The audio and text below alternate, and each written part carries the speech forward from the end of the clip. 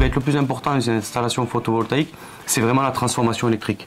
Et ça, en fait, on s'en est aperçu depuis peu de temps. Hein. Ça fait 2 ans que maintenant on vit des grosses canicules. Et on s'est aperçu que, par exemple, la technologie des micro-onduleurs a été impactée par rapport à la chaleur, puisque se mettent en fait directement sous les panneaux et transforment donc directement l'électricité sous le panneau. Et le problème, c'est leur plage de température de fonctionnement, c'est-à-dire qu'ils travaillent de moins 15 degrés à 60 degrés.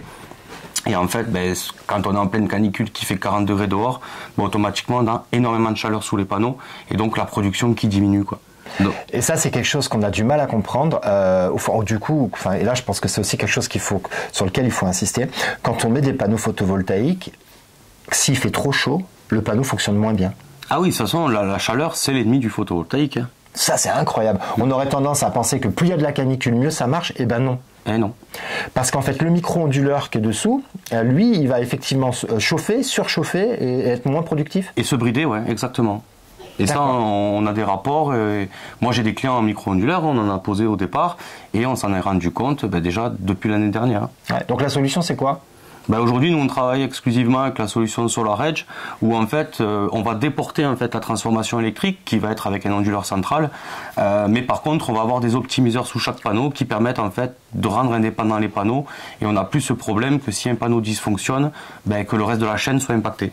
D'accord. Et comme on a commencé par du micro-onduleur, c'est ce que j'ai chez moi, parce que je suis le premier client. Oui. Donc on s'aperçoit aujourd'hui que sur les consommations, il vaut mieux faire la solution qu'on fait aujourd'hui en étant donc sur un onduleur central avec optimiseur plutôt que sur du micro-onduleur. Ah oui, effectivement. En faisant des comparatifs, on arrive à peu près entre 15 et 20% de production supplémentaire avec la solution SolarEdge. D'accord. Et donc ça, c'est, je pense, parce qu'il y a des gens qui vont regarder cette vidéo qui sont partout en France, donc pas forcément en Occitanie. Donc on donne aussi des conseils. Il y a des gens qui seront jamais nos clients. Donc là, pour le coup, vous pouvez, allez-y, régalez-vous, hein, c'est cadeau. Et ça veut dire que, donc si vous êtes, où que vous soyez, faites attention à la proposition qu'on vous fait et choisissez plutôt, évitez en tout cas les micro-onduleurs. Exactement, oui. C'est ce que je conseille fortement à mes clients. D'accord. Mais par exemple, si on est dans le nord de la France, je vois par exemple, je suis allé il n'y a pas longtemps à Amsterdam et quand j'ai survolé la Hollande, j'ai vu qu'il y avait beaucoup de panneaux photovoltaïques en Hollande. Et on pourrait dire, oui, mais il y a moins de soleil là-haut dans le nord. Mais il y a moins de soleil, mais il fait aussi moins chaud. Donc du coup, il y a du soleil, puisque le soleil brille pour tout le monde et il fait moins chaud. Donc en fait, ils produisent très bien en Hollande. Est-ce que peut-être que si pour les gens qui sont dans le nord, le micro-onduleur peut quand même faire l'affaire? Ah oui, je pense que c'est une bonne solution. Le micro-onduleur. Après, c'est au niveau des plages de température de fonctionnement. Après, qu'on fasse une comparaison micro-onduleur et SolarEdge sur des mois d'hiver, de printemps, on va être très bien. Le micro-onduleur, de toute façon, fonctionne toujours à son optimum à 25 degrés. Donc, on a des très bonnes productions, mais c'est la chaleur et là qui nous impacte depuis 2 ans, qui fait que le micro-onduleur devient moins efficace et c'est souvent quand même en été qu'on a besoin de production et qu'on produit le plus. Je reviens vite fait sur les panneaux parce qu'on a parlé de panneaux européens, de panneaux chinois. Est-ce qu'il y a des différences de garantie d'un panneau à l'autre? Alors aujourd'hui, on a quand même toujours des garanties qui vont être équivalentes aujourd'hui.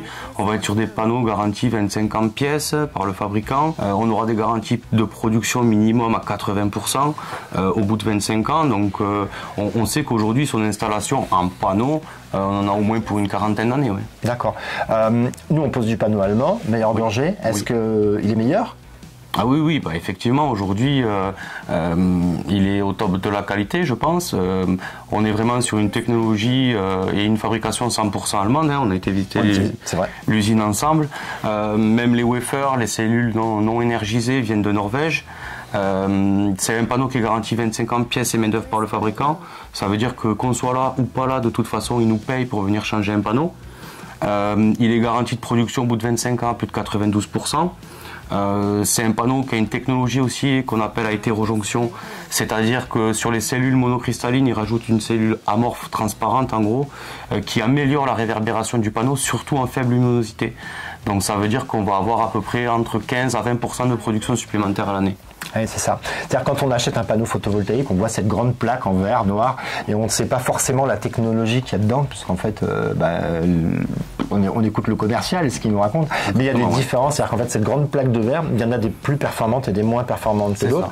Nous on sait, c'est notre métier, moi je sais parce que c'est pas le même prix d'achat, et c'est vrai que c'est des panneaux qui sont plus chers, mais il y a un moment donné, s'ils sont plus chers, c'est qu'il y a plus de technologie à l'intérieur, il y a plus de développement, et à l'arrivée c'est plus de rendement pour le consommateur, donc c'est un meilleur investissement, puisque le retour sur investissement, à partir du moment où le panneau fait mieux son boulot, qui produit plus d'électricité, c'est un meilleur investissement pour tout le monde. Exactement, c'est ça. D'accord. Et la garantie 25 ans pièces et main d'œuvre, pour nous en tant que poseur, c'est quelque chose qui est rassurant pour nos clients, mais également pour nous en tant qu'entreprise, parce qu'en choisissant un fournisseur, parce que nous on choisit le fournisseur, si dans 10 ans ou dans 15 ans on s'aperçoit qu'il y a un défaut sur les panneaux et que nous on doit y aller avec nos petits pieds et nos petites camionnettes changer les panneaux, ça peut créer un problème pour l'entreprise. Mais là on a la garantie d'un des leaders européens.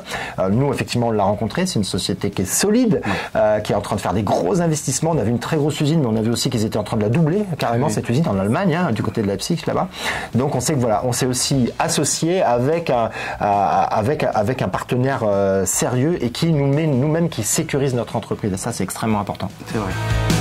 Est-ce qu'on choisit la puissance de son installation photovoltaïque?